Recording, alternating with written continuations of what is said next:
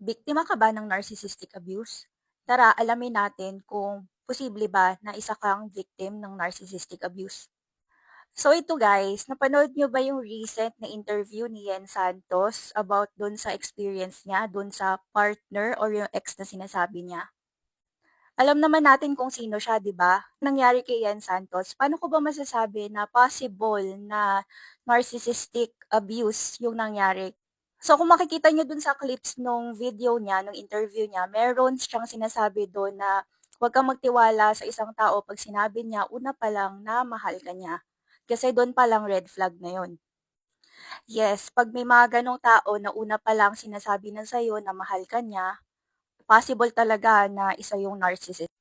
Maaaring yung na-experience kasi ni Yan Santos is yung idealization stage. So, sa mga hindi nakakaalam, merong 4 stages yung narcissistic abuse.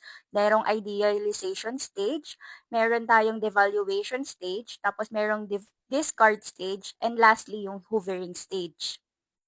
So, umpisahan natin sa first phase ng narcissistic abuse. Yun yung idealization stage.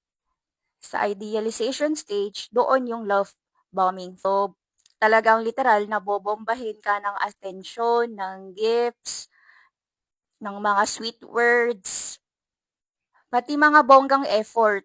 Ipaparamdam niya sa'yo na napaka-special mo, na irreplaceable ka, at kung ano-ano pa ng mga klaseng pagpapa-inlove para makuha ka niya talaga, para ma-fall ka sa kanya. So, dahil mabilis yung mangyayari, mabilis ka rin mafo-fall sa kanya. So, ayun na nga, for example, na na-fall na nga yung biktima doon sa narcissist. Mag-part 2 na tayo kasi ang haba na pala ng video. Like and share for part 2.